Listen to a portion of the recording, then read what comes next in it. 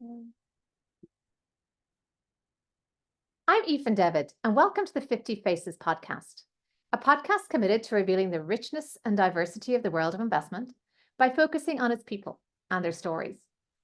I'm joined today by Maggie Rapplean, who's a partner at Moneta with a focus on couples, business owners, and next generation investors. We're sitting down in person in her office in St. Louis, which is a particular treat. Welcome, Maggie. Thanks for joining me today. Thanks for having me, Ethan. Well, let's start a little bit with your background and what brought you to this point. Can you walk us through how you ended up becoming a financial advisor? Sure. So I grew up in St. Louis, Missouri. I had an early life event. I lost my father to cancer at a young age. It was unexpected. So I was raised by a single mother. Immediately going through that life event and watching her vulnerability, I took interest in being financially literate and having business acumen. So I went to business school. Took interest in finance, was always fascinated with the stock market and like the idea of helping others to become financially literate and kind of fulfilling that and working through that. So that's how I got into the industry. I started in a large wirehouse here in St. Louis and then transitioned to a startup RIA and landed at Moneta. And what is it about the industry that makes you see it as being for you? What do you enjoy about the impact you have on your clients' lives? Yeah, so my mom actually was an ER nurse. I've always had an interest in helping people. And so this business allowed me to align my interest in finance and the market and planning with also the empathetic side of just helping people. And can you tell us a little bit about the Moneta structure that attracts you to working here? Because I think we talked a little bit about your entrepreneurial instinct, running your own business, and now you're a partner recently. Congratulations Right. on that. So, what is it about the structure here that fits the way you like to be an advisor?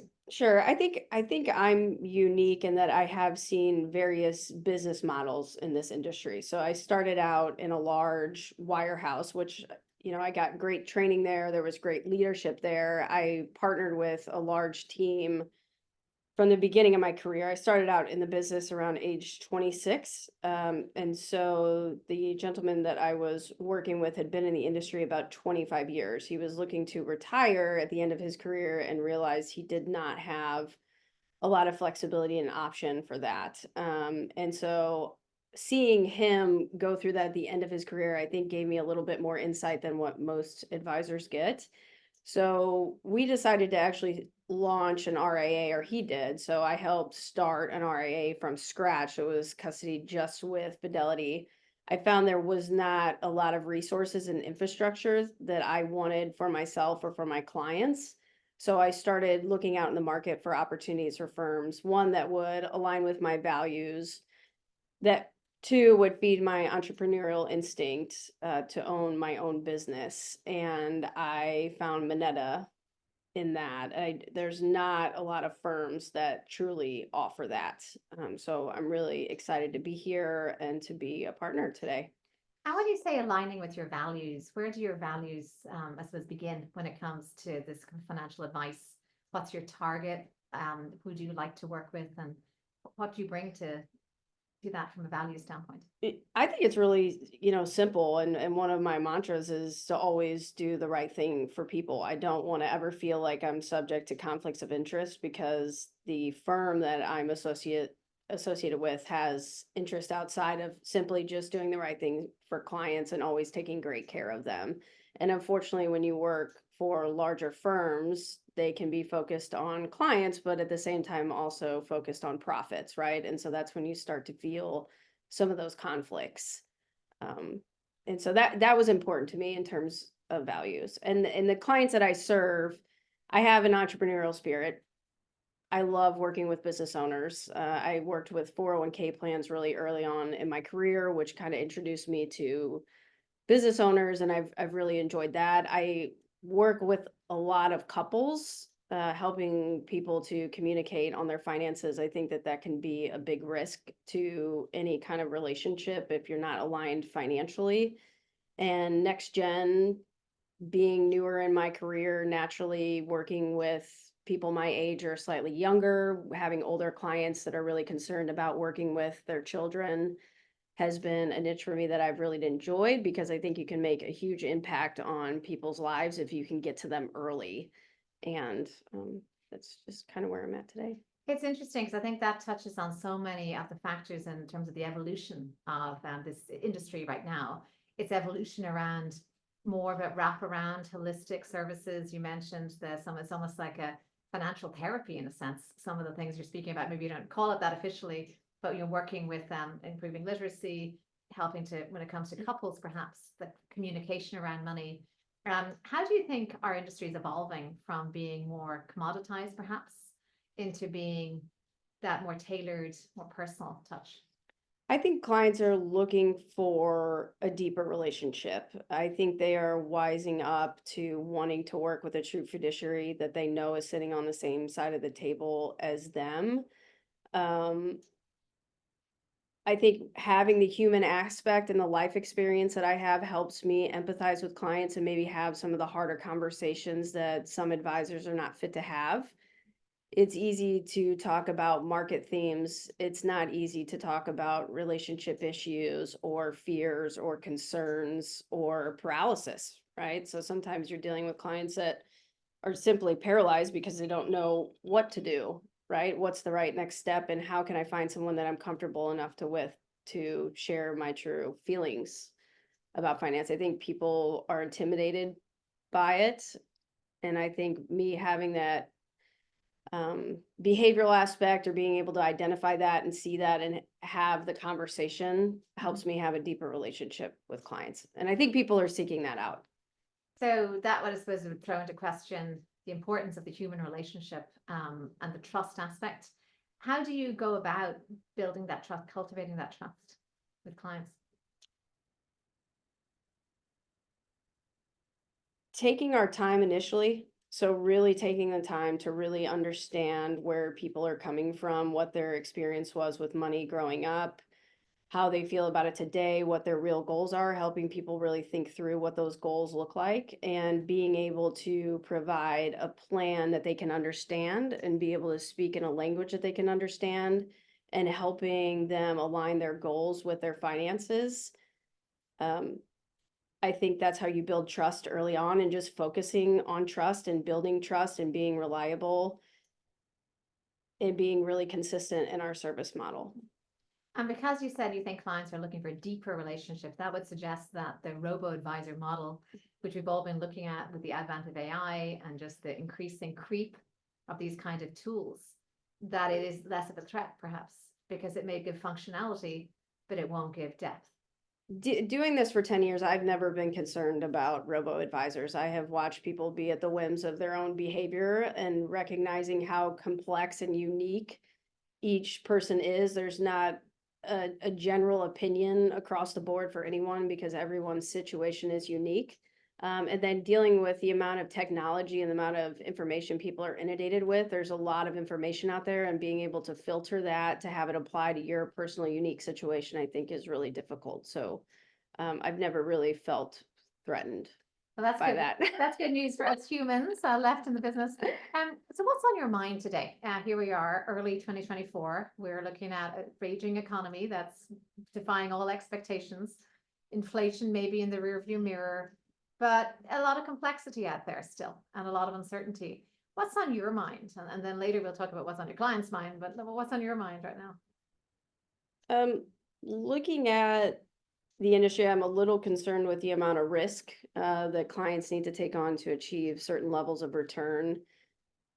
Bond yields have gotten better, but that was a really tough place to be the last 10 years. So the amount of risk that people have to take on, the amount of planning that's really involved for clients, I think, and I've said this in other articles and opportunity, I don't think that clients are as focused on savings rates and really managing their full financial plan over just, what the media offers in terms of Robinhood and stock picking, and not really focusing on the planning aspect. There's a lot of risk, I think, in lack of tax planning and estate planning, and, making sure that clients are holistically protected across the board. Because missing in some of those areas can really be devastating if it's not caught early enough. And is there any one thing that you find maybe is often missing, whether that be comprehensive insurance, maybe will? I know there's a huge percentage of people don't have their estate planning in order or haven't even thought about wills. Anything that where you feel you can really make an impact early because it's not being done. Yeah, especially with business owners, I think they're just so busy. I think people in general are just so busy that they don't have time to really focus in on basic things like tax planning and estate planning and making sure that their families are protected in the event that they're a key man and something happens to them suddenly. With couples, I think it's lack of communication. I think there's a lot in the media and social media kind of mocking spending and budgeting, and it's really an important factor in being successful financially. I've seen people that don't plan properly. You get one chance to save, and what that looks like in your 60s when you haven't saved adequately is just unfortunate. And there's no way to do that over. Um, And hence the need, of course, to tackle the next generation early, at least to instill those rules of thumb or norms or behavioral techniques. and again, with that, next gen not focusing on savings rates early enough, not getting powers of attorney established, not getting your children familiar with money and how to spend money and what money is. I think today's kids are a little bit more privileged than the prior generations. So them really understanding the concept of money early makes a huge difference in their relationship and values with money, and teaching them good values around money. And you spoke a little bit about the complexity growing in this and risk taking growing, perhaps because we've come out of a low risk environment. I mean, I'm from my perspective seeing that I see the investment products range growing dramatically, whether that's around alternatives, private equity coming out in these smaller bite sizes, different platforms, etc. Any thoughts in your mind in terms of where this is heading? Do you think this complexity is a positive thing? I think no, I think it creates a lot of inertia. I think it's hard to factor in what really makes sense for your average investor. I think there's just a lot of inertia. And again, I think people get too focused on the micro details of a portfolio and can end up overweighted to certain asset classes unknowingly. Individual stocks versus indexes versus private opportunities, and really being able to decipher all of that. For me, I think it's a great thing. I think Moneta and what you've actually built at our firm in terms of the private opportunities have been great, with the due diligence and the oversight of your team, plus us as the intermediary between you and the client. I think there's a great opportunity there, but as an individual investor out in the universe of investing, I think it's hard to understand where the opportunities are. And we were speaking earlier about some of the things that maybe keep clients up at night, and some things that surprised me a little. You mentioned transparency around fees being important to clients, teaching their children about money, keeping them up at night. Anything that you see from clients or really at the forefront today as they look at the environment they're in? Yeah, I think people, again, younger investors, next gen investors have seen deceits, and some of that went on in 2008, and the old models that financial advisors operated on that were commission based. I think they're especially looking for someone that they can trust. I think business owners know how busy they are and really want to make sure that they are working with someone that's being fair to them. And overall, I think clients just want to work with someone that they can trust, that's transparent about fees, that it's very easy to understand how we're compensated. I think that people are definitely starting to look for that. And I know you work with many generations. One of the things we see, because we look at investors, is actually it's been so long since there was a real downturn. Now you actually have people who've run their entire careers without seeing a recession or truly difficult circumstances. I presume you're seeing a similar thing, that there'll be some generations who've never seen what can happen when employment starts to struggle.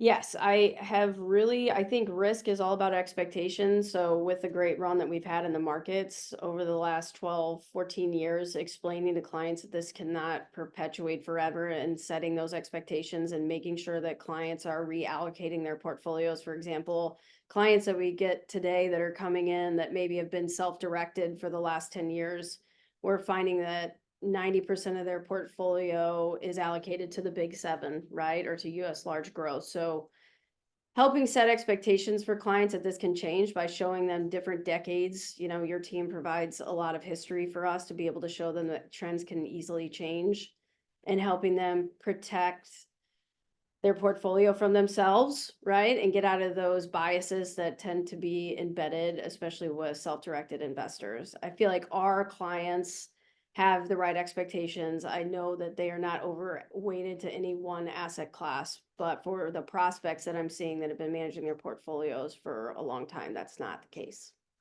And let's move to talk about one of my favorite topics, which is diversity in this industry. And we hear a lot about the rising power of the female consumer, female client, more autonomy over their finances. And it still seems that there is not a balanced advisor landscape in terms of by gender.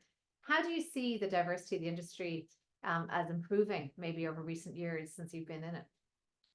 I think clients in the industry have also wisened up to the fact that there is a definite need for that. I think firms are providing pathways for females to enter the industry. I think they're changing their marketing geared towards top earners, female earners. I think I've seen statistics that in 50% of households, women are top earners. I think historically our industry has done a not so great job marketing to women and drawing women into the industry, but I definitely think that's starting to improve. So you're optimistic at this juncture? I'm very optimistic. Yeah. Let's go back to some personal reflections now. So can you tell us a little bit about other interests you have? I know that you're involved with Girls on the Run, for example. What are some of the causes that are close to your heart? So fitness has always been a huge part of my life.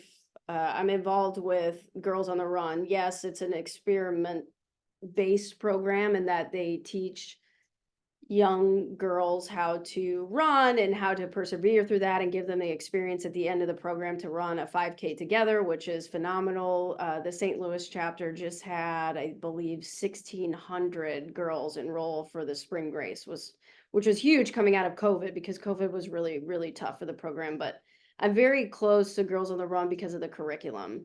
So they teach girls coping skills, how to build confidence, how to be kind to themselves, and how to be kind to others. And it's just really something that I connect with. Losing a parent at a very young age can be very traumatic. And that's something that I went through. And I would say, in my early elementary years, all the way through middle school, having some of those coping skills and having some of that education would have had a big impact on me. So I'm really passionate about anything that can improve that, right? I think kids these days are really exposed to social media. I think it's really intensified. My son is 15, so I've seen some of what he's been through.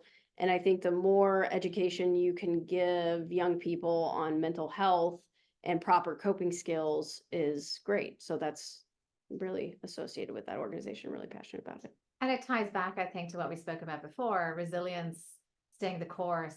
That's all important in your financial life as well, to be able to withstand, I suppose, volatility and uncertainty. Yeah, that's how I got here. So I think running it has a lot of alignment with that. So being able to finish, even if it's a 5K, and having that perseverance and being able to stick with it is a lot of what's led me to where I am today in this industry. Let's talk about mentors or key people. Did you have mentors throughout your career? Anybody who made an impression on how you see your role in this industry? Yes. The first firm that I worked at made it very clear to me that there were not a lot of women doing what I was doing, and that was really important, that I continue on and that I can make a really big impact if I can continue on down the trajectory. And I remember, one of the first clients that I spoke with was a female, and she started crying deeper into the conversation because she was so grateful that she could just talk to a female about money. And they offered opportunities to build relationships with other women in the industry outside of the office, which I thought was really impactful. And I had female leaders at that firm. So I thought that really was a good stepping stone for me. Since coming to Moneta, I have had a lot of female leaders that have helped mentor me and take time again outside of the office to help develop. You for one, right? So I'm a mother of three now. I had a baby last June at the peak of my career where it may not have made sense, but knowing you and 9 children, I believe it is, right? And how successful you are, and you sharing that with me was really impactful. I also had another highly successful partner here when I was wavering with her at lunch about, wow, I really want to be a partner, but I really want to have one more child. She said, make sure you have your child. You only get one opportunity to do that. And that just seeing, not necessarily having open conversations, but just having visibility of other successful females in this industry has had an impact on me. It is, and I think sharing, it's not perfect. No, nobody's balance is ever going to be perfect. I think showing that the messy reality, but yet the possibilities that are within that messy reality, I think is so important. Why some of these role models you mentioned, and you, of course, in turn, being a role model for other females in the firm, just so important. So thank you for what you do there. Sorry, you touched on something which I think I'd like to just expand on slightly, which is around taboo and money. Because it's interesting, it is true that women have controlled the purse strings in relationships for decades, since time immemorial. I think there have been, not necessarily in every relationship, but there have been many where women have controlled the purse strings, the budget, the household budget. But yet it seems that money is more taboo to discuss among women or by women with men than it is among men.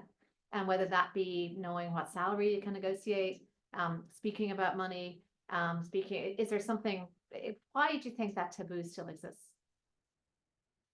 I think our business has emphasized the investments side of it. I think men tend to look at money, or can look at money, as more of a competition, whereas women tend to be more focused on planning. But our industry, because of the upfront, I'll call it jargon on the investment side of it, or even the old model, the old model in terms of a stockbroker was all investments, right? There wasn't a ton of planning involved. But I find with what I do, when I can bring couples together on that taboo kind of goes out the window when you start talking about goals and planning, and just some basic education on investments. I don't think that taboo still presents, but I think because of the old way the business was ran, it can be perceived as more of the technical investment piece of it.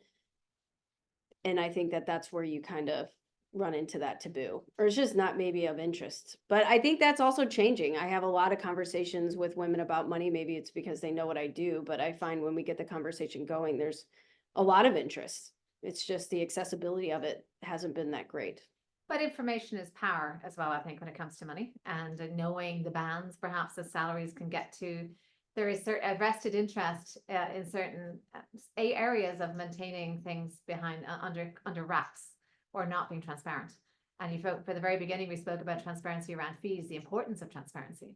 And I think perhaps it's not everywhere is as transparent as it could be, particularly with respect to salaries, for example. But hopefully that's changing. Yes. The last question is around any creed or motto that you live by. So you've spoken about your life's trajectory and how the people that have influenced you and the way you approach your work. Anything you can leave us with in terms of words of wisdom or ways that you see the world? Yeah, I wrote a few of these down. So be an owner and control your own destiny. The entrepreneurial spirit that I have has always been really important to me. I think ownership is freedom, and I think it gives me freedom to design my business around the clients that I want to serve, and have the flexibility and independence that I can pass a business on to my next generation. I can develop other leaders on my team and really have the freedom and independence that I seek to have full fulfillment in my career. I think when you don't have that, I think that can lead to some dissatisfaction, especially later on. So that's really important to me. Take great care of people, and they will take great care of your clients. That has always been my motto. And I've been asked what my leadership style is. It's really simple. Just take really good care of the people that are working for you. So that's something that I've lived by that I think has helped me become successful. The other one that I wrote down was keep swimming. So when we talk about the chaos of, starting a business or starting your career, family planning, working, doing both, I think women need to give each other a break. I think no matter what path that you take, it's not always easy raising a young family. And I've always had, similar to running, just maintaining that perseverance, I think has always made me successful in this business because my career has been up and down. Transitioning through firms was not the easiest thing that I've ever done. But sticking to what I know and what my long-term vision is has really helped me. And it's about how quickly you can bounce back. So again, ups and downs in your career, ups and downs in life, focusing on how you bounce back, I think has made me successful versus focusing on whatever it was that I was dealing with at the time. I love that, getting back to the resilience. And I'm going to sneak in one more question because the work you do with Girls on the Run just is so inspiring because of that young generation being our future. If you were giving advice to your younger self or to one of those girls that you run with, and they're learning resilience and learning coping skills, is there anything you would advise? You're good enough. And imposter syndrome? Yes.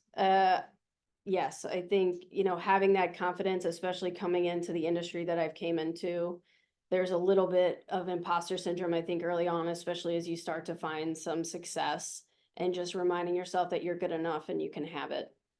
Yeah, I love that. It reminds me, first of all, I think that's what I like to do in this podcast, is share just how pervasive imposter syndrome is, not just with women, but with men, and everyone is experiencing it. So I think if we know it's not just us, that is very encouraging.